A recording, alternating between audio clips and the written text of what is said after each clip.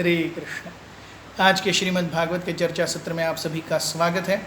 हम देख रहे हैं श्रीमद् भागवत के चतुर्थ स्कंद के दशम अध्याय के श्लोकों पर, जहाँ पर ध्रुव महाराज के यक्षों के साथ जो युद्ध हुआ उसके ऊपर चर्चा हो रही है। हमने देखा किस प्रकार से कल जो है हमने यक्षों के साथ हुए युद्ध पर चर्चा की, जहां हमने देखा कि यक्षों ने जब ध्रुव महाराज के भाई उत्तम को मार गिराया तो ध्रुव महाराज को अत्यंत बुरा लगा और क्रोधावेश में आकर के वो अपने सारे रथ में बैठ कर के यक्षों के साथ युद्ध करने चले गए। यक्षों के साथ युद्ध करते करते यक्ष भी चुप नहीं रहने वाले हैं, वो भी अति मानवीय हैं। ध्रुव महाराज तो मनुष्य हैं, यक्ष तो हमसे ऊपर हैं। सो उन्होंने भी बहुत घमासान युद्ध किया।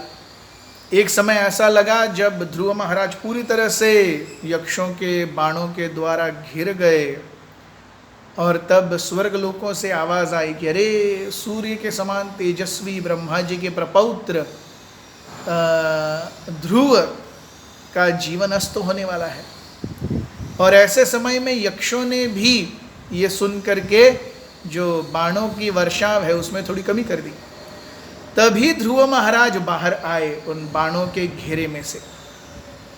और आगे क्या हुआ ये हम आज के चर्चा सत्र में देखेंगे।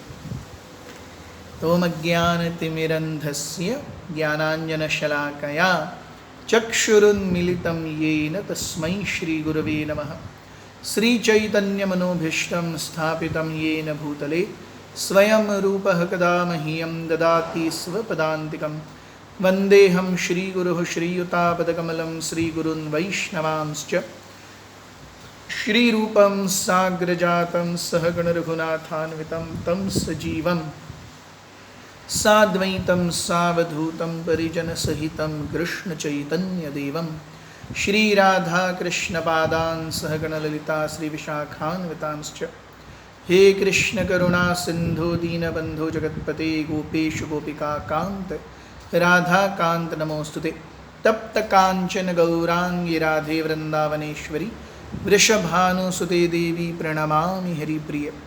जय श्री कृष्ण चैतन्य प्रभु नित्यानंद श्री अद्वैत गदाधर श्रीवासादि गौरभक्तवृंद। हरे कृष्ण कृष्ण कृष्ण हरे हरे, हरे राम राम राम हरे हरे। श्लोक क्रमांक 16। धनुर्वित्स्फुर्जयन् दिव्यं द्विषतां खेदमुद्वहन् अस्त्रौघं व्यधमद्बाणैर् घनानीकमिवानिलः। Dhruva Maharaj's bow and arrows twanged and hissed, causing lamentation in the hearts of his enemies. He began to shoot incessant arrows, shattering all their different weapons, just as the blasting wind scatters the assembled clouds in the sky. तो ध्रुव महाराज का जो युद्ध था अति मानवीय था। यक्षों ने कभी ऐसा एक्सपेक्ट नहीं किया था कि कोई मनुष्य ऐसा युद्ध कर सकता है। But the kind of war that Dhruv Maharaj put forward was really amazing. और हम देखते हैं कि प्रैक्टिकली यक्षों ने ध्रुव महाराज को पूरी तरह से कैद कर दिया था। उसमें से भी ध्रुव महाराज बाहर आए और जो उनके साथ हुआ है उसको उनको कुछ परवाह ही नहीं है, फिर से युद्ध करने के लिए। This is what is called as kshatriya. क्षत्रिय ये है जिनके जीवन में डर नाम का शब्द ही नहीं है। यस, वो हम देखते हैं ना, जो डर गया वो मर गया। वो एक्चुअली क्षत्रिय वैसे हैं। They don't fear death. Kshatriya means अरे मरो मारो काटो, किसको क्या पड़ी है। लेकिन धर्म के लिए, आजकल जो धर्म के नाम पर हो रहा है उसके लिए नहीं। इसीलिए नरोत्तम दास ठाकुर बहुत सुंदर रूप से कहते हैं एक उनके वैष्णव भजन में कि पृथ्वी बीते जो किछु धर्म नामे चले, भागवत कहे ताहा परिपूर्ण छले। कि पृथ्वी पर आज धर्म के नाम पर जो कुछ भी चल रहा है श्रीमद् भागवत उस सभी के लिए केवल एक शब्द लिखता है, वो है छल, और कुछ नहीं है, केवल दिखावा. It is all hypocrisy. Real dharma is which is bound and fought on principles,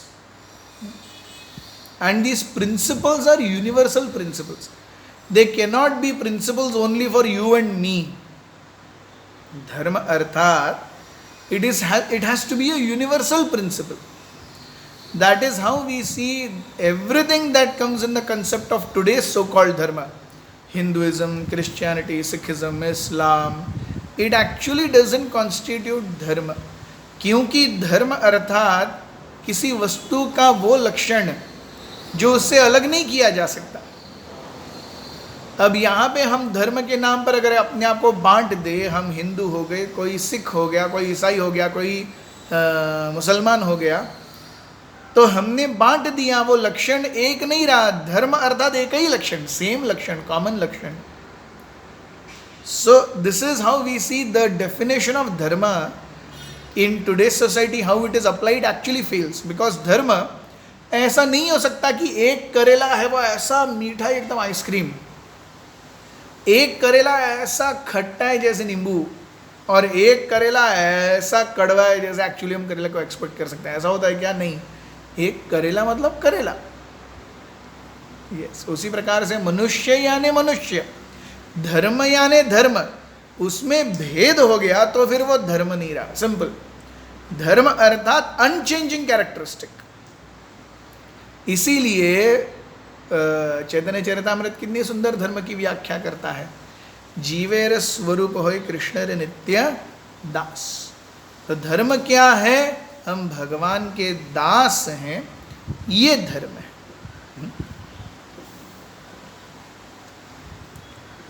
So he began to shoot arrows incessantly everywhere. श्लोक क्रमांक 17. तस्यते चाप निर्मुक्तां भित्वा वर्माणि राक्षसां कायाना विविशुत स्तिग्मा गिरीन शनयो यथा. The sharp arrows released from the bow of Dhruva Maharaj pierced the shields and bodies of the enemy, like the thunderbolts released by the King of Heaven, which dismantled the bodies of the mountains. तो जिस प्रकार से इस पृथ्वी पर सबसे ज़्यादा शक्तिशाली क्या है? माउंटेन, पहाड़ है.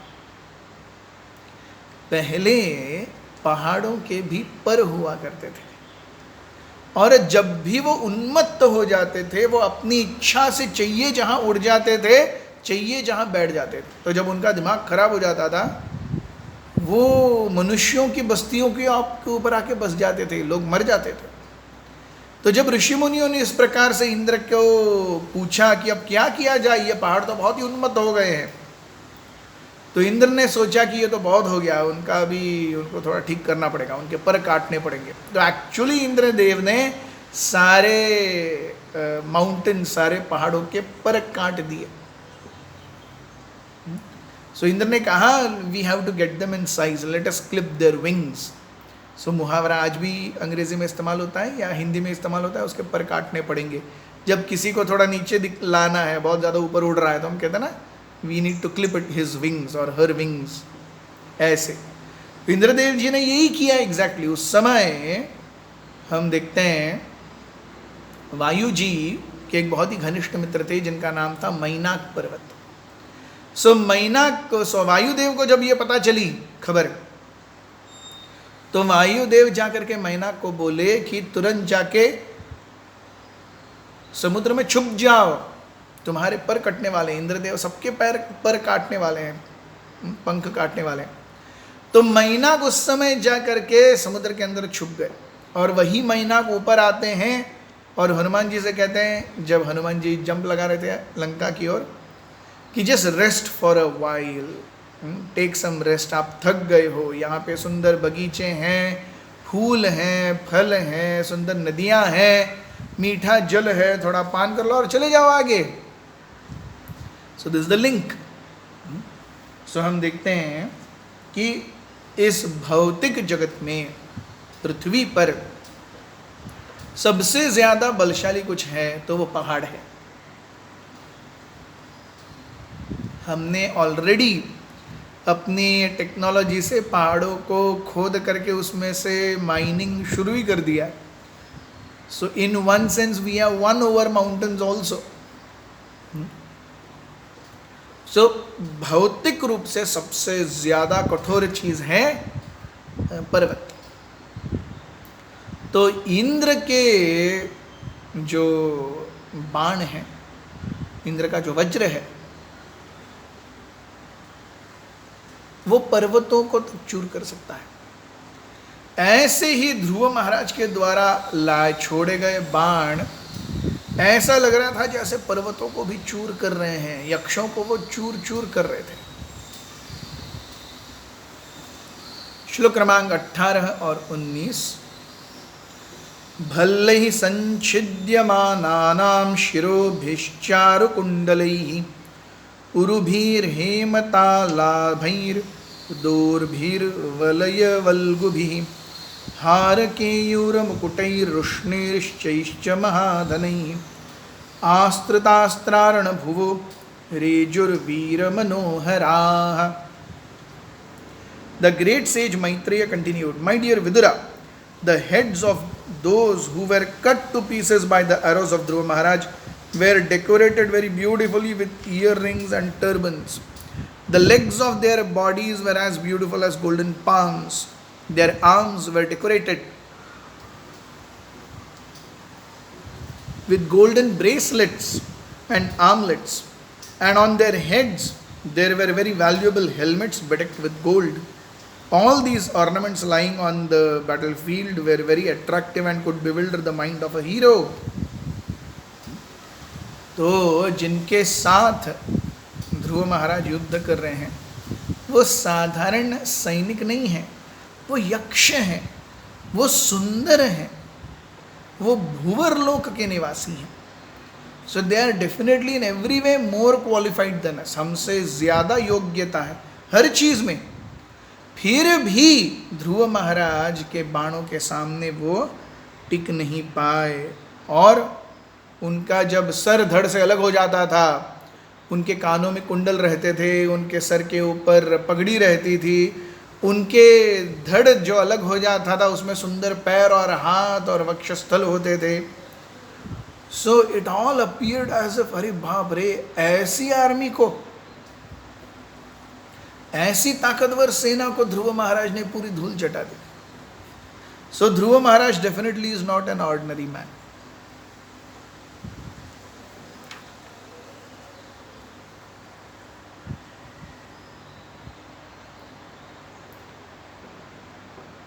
हतवा शिष्टा इतरे रणजिरात् रक्षो गणः क्षत्रिय वर्यसायकैः प्रियो विवृणावयव्याव्यदुद्बर्वु मृगेन्द्र विक्रीड्य यथूतपा इव। The remaining yakshas who somehow or other were not killed had their limbs cut to pieces by arrows of the great warrior Dhruva Maharaj. Thus they began to flee just as elephants flee when defeated by a lion. क्या सुंदर उपमा है।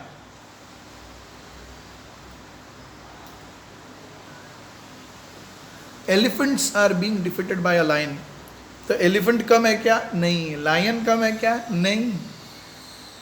सो ध्रुव महाराज की उपमा यहाँ पर lion से दी गई है, और यक्ष भी कम नहीं है, उनकी उपमा यहाँ पर एलिफेंट से दी गई है। They are also very powerful. Yes, लेकिन ध्रुव महाराज की क्षत्रिय स्पिरिट, उनके युद्ध कौशल के सामने यक्ष भी टिक नहीं पाए।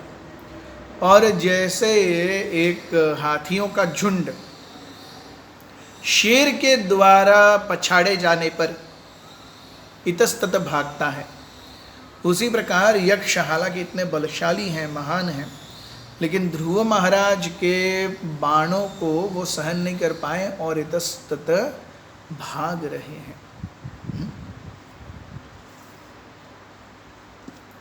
श्लोक क्रमांक 21।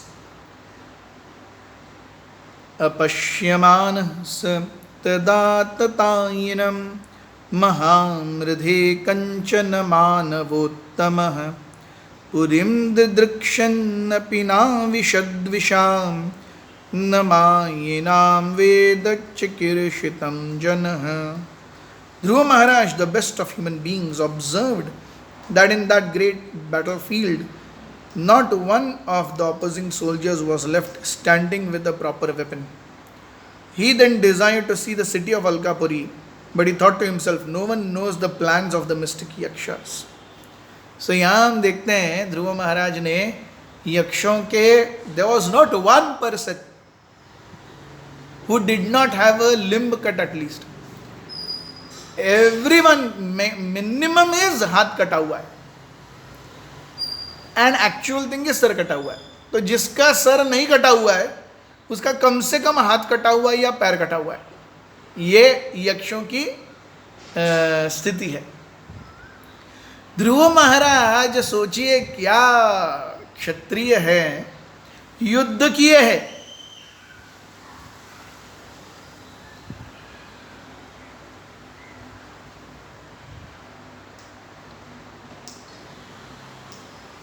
पछाड़े हैं यक्षों को, और यक्षों को पछाड़ने के बाद में वो अब अलकापुरी जाना चाहते हैं उनकी राजधानी को देखने के लिए. मतलब ये ऐसा हो गया कि कोई भारत पर अटैक करे, भारत को पराजित करे और बाद में न्यू दिल्ली का दर्शन करने आए, या फिर कोई एक व्यक्ति बम्बई में कहीं तो अटैक करे और बाद में अटैक करके सक्सेसफुली किसी को एक दो पुलिस को मारने के बाद में वो बम्बई की विधानसभा में आ जाए. मतलब ऐसा करता है क्या कोई? So this is the valour, this the Kshatriya spirit. तो युद्ध होने के बाद में उनकी इच्छा है अलकापुरी को देखने की, और वो सोचते हैं अरे ये अभी इतना अच्छा नहीं होगा, वी डू नॉट नो यक्षों के क्या क्या प्लान्स होंगे, क्योंकि यक्ष जो है वो मायावी होते हैं. श्लोक क्रमांक 22. इति ब्रुवंश्चित्ररथः स्वरा सारथिं यत्तः परेषां प्रतियोगशङ्कितः शुश्राम शब्दं जलधेरिवेरितं नभस्वतो दिक्षुरजोन्वदृशतः.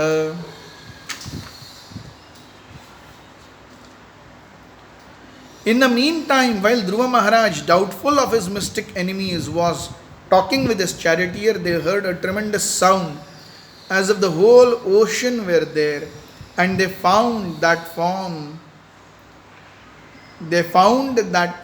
the sky a great dust storm was coming over them all over directions.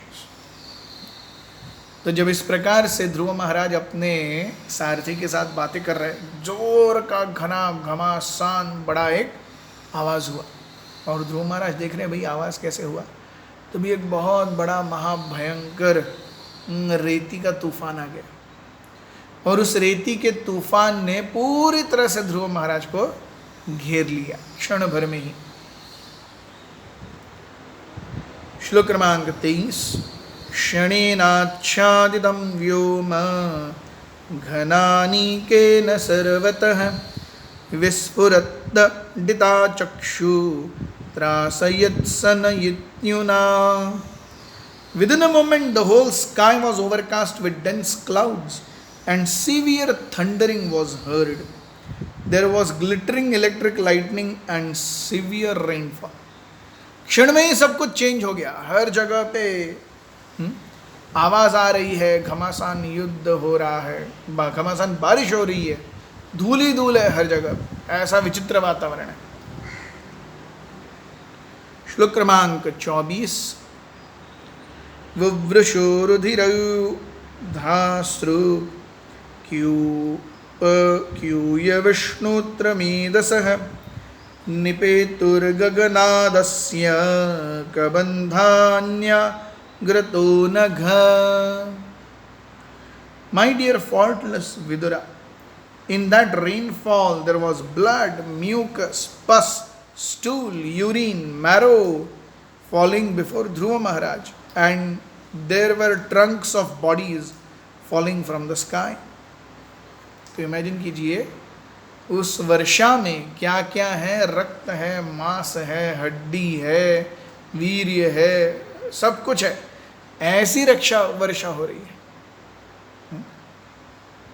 तो जो 8-7 धातु हैं शरीर में, जिनसे शरीर प्रैक्टिकली बनता है, पोषण पाता है, वो सातों के सातों धातु यहाँ पर इन वन सेंस वी सी,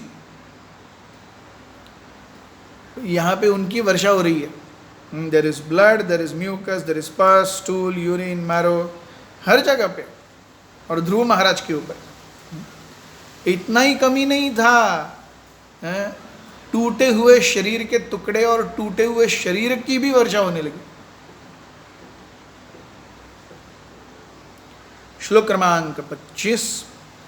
ततः खेदृश्यतः गिरिर निपेतुः सर्वतो दिशं गदा परिघने स्त्रिंशं उसला साश्मवर्षिणः।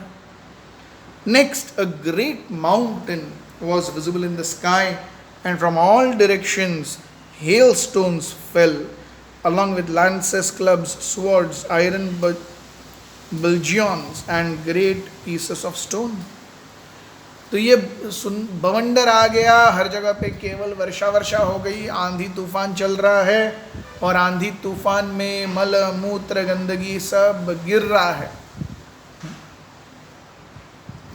यस, ऐसी अवस्था में उनके ऊपर हर जगह से उल्कापात भी हो रहा है, उसके साथ में ही बाण छोड़े जा रहे हैं, उनके ऊपर भाला फेंक किया जा रहा है, तलवारें छोड़ी जा रही हैं, कुछ नहीं तो बड़े बड़े पत्थर ध्रुव महाराज के ऊपर फेंके जा रहे हैं। ऐसी अवस्था है ध्रुव महाराज की। श्लोक क्रमांक 26। अहयोशनि निश्वात सा वमन्तोऽग्निं रुषाक्षिभिः अभ्यधावन् गजामत्ताः सिंहव्याघ्राश्च यूथशः। Dhruva Maharaj also saw many big serpents with angry eyes vomiting forth fire and coming to devour him, along with groups of mad elephants, lions and tigers. तो ध्रुव महाराज ने केवल व्यक्तियों को ही नहीं देखा, उन्होंने शेर, चीते, बाघ सबको देखा। और वह सब किस लिए आ रहे हैं? निश्चित रूप से आरती उतारने के लिए नहीं, खाने के लिए आ रहे हैं। बड़े बड़े नाग, सांप भी ध्रुव महाराज की तरफ आंखें उठा करके एकदम एंग्रीली देख रहे हैं। श्लोक क्रमांक 27। समुद्र उर्भिर्भीम प्लावयन् सर्वतो भुवम् आससाद महादान्दः कल्पान्त इव भीषणः। Then, as if it were the time for the dissolution of the whole world, the fierce sea with foaming waves and great roaring sounds came forward before him. So, जैसे ऐसा घमासान चित्र था जैसे पूरे प्रलय के समय होता है, सब कुछ डूब जाता है, कुछ बचता नहीं है। ऐसे होता है प्रलय के समय, ऐसा हुआ था ध्रुव महाराज के समय, ऐसा हुआ था महाभारत के युद्ध में। श्लोक क्रमांक 28। एवं विधान्यनेकानि त्रासन्याय मनस्विनां शुश्रुजोस्तिगम गतयः आसुर्यां माययासुराः।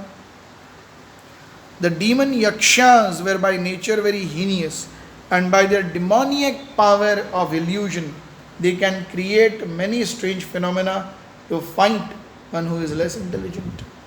तो हम देखते हैं यक्ष साधारण नहीं है, वो भूवर्लोक के निवासी हैं, हमसे ज़्यादा क्वालिफाइड हैं, हमसे ज़्यादा चीज़ों को जानते हैं। So the best thing is जब हमारे एल्डर्स हमें कोई कार्य करने के लिए कहें वो कर देना चाहिए। So we see Dhruva Maharaj saw many big serpents, angry eyes, vomiting forth fire to devour him. as if the time of dissolution of the whole world with fierce sea of foaming waves and great roaring sounds. हर जगह पर केवल तबाही ही तबाही है. ध्रुव महाराज गए हैं यक्षलोक में तब, अलकापुरी में तब. Only it is the valour of Dhruv Maharaj. श्लोक क्रमांक 28. by the demon yakshas were by nature heinous. Yes. So हर किसी को फ्राइटन करने के लिए, ध्रुव महाराज को भय दिखाने के लिए अलग अलग प्रकार की मायावी चीज़ों का इस्तेमाल कर रहे हैं यक्ष. ध्रुवई प्रायुक्तामसुरैस्तां मायामति दुस्तरां निशम्य तस्य मुनयः क्षमां शंसन समागताः. When the great sages heard that Dhruva Maharaj was overpowered by the illusory mystic tricks of the demons, they immediately assembled to offer him auspicious encouragement. तो जब भगवान हमेशा हेल्प भेजेंगे भेजेंगे. Krishna will definitely do something. He will never let us go in vain. नेहा विक्रमनाशोस्ति प्रत्यवायो न विद्यते स्वल्पमपि यस्य धर्मस्य त्रायते महतो भयात्. सो भगवान ये निश्चित रूप से अवश्य रक्षिबे कृष्ण विश्वास पालन. सो ये विश्वास होना ही चाहिए. भगवान देख लेते. That doesn't mean we don't do anything. We do everything. Still the result is dependent on Krishna. तो इस अध्याय में कहा जा रहा है कि when the great sages heard that Dhruva Maharaj was overpowered by the illusory mystic tricks, they immediately assembled to offer him auspicious encouragement. तो एक व्यक्ति जब दुख से गुजर रहा है, दर्द से गुजर रहा है, इमेजिन उस समय का दुख दर्द. मतलब एक्चुअली क्षत्रिय युद्ध कर रहे हैं, मतलब दोनों क्षत्रियों में से कोई एक ही जीवित रहेगा, दूसरा मर जाना है. सो अगर टेक्निकली देखा जाए तो what is the chance of winning and losing? It is 50-50. It is 50-50. So we never know what will be the outcome. So ध्रुव महाराज अगर ऐसी परिस्थिति में हैं तो उन्हें हमें धाड़स बंधाना चाहिए. ऐसा सोच करके सारे ऋषि मुनि वहाँ पर क्या करने लगे? यज्ञ करने लगे. क्या कहते हैं वो मुनि? इस अध्याय का आखिरी श्लोक, ये अध्याय 2 ही इसमें ख़त्म हो गया. Just 2 classes. कल 15 श्लोक, आज 15 श्लोक. मुनयः ऊचुः औत्तानपाद भगवांस्तव शार्ङ्गधन्वा देवः क्षिणोत्पवनतारहित हरो विपक्ष्यान् यन्नामधेयमभिधाय निशम्य द्वाच्छा लोकोञ्जसा तुरति दुस्तरमङ्गमृत्युम्.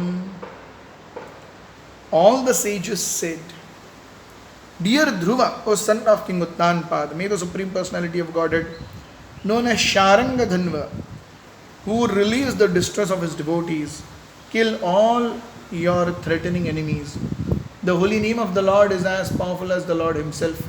Therefore, simply by chanting and hearing the holy name of the Lord, many men can be fully protected from fear's death without difficulty. Thus a devotee is saved. मुनिगण कहते हैं कि मुनिगण ध्रुव महाराज से कहते हैं, हे ध्रुव, हमेशा भगवान आप पर प्रसन्न रहें और आपकी मनोकामनाएं पूरी करती रहें. आप केवल भगवान भगवत भजन में अपना ध्यान लगाइए, बस बाकी सब हो जाएगा. भगवत ध्यान, भगवत भजन में invest your time, energy and skills.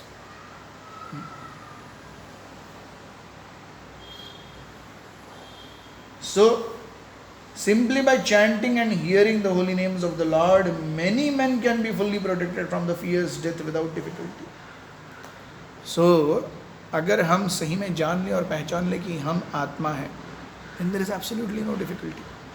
इस तथ्य को समझना, अरे कई जन्म लग जाते हैं केवल ये समझने के लिए कि मैं शरीर नहीं हूं, आत्मा हूं.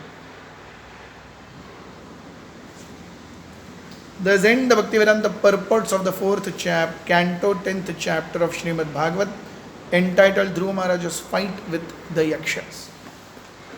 तो आज की कथा को हम यहीं विराम देंगे. हमारे साथ बने रहिए कल भी. हरे कृष्णा. ग्रंथराज श्रीमद् भागवत की जय. श्रील प्रभुपाद की जय. उपस्थित वैष्णव वृंद की जय. सदाई गौर प्रेमानंदे. हरि हरि बोल.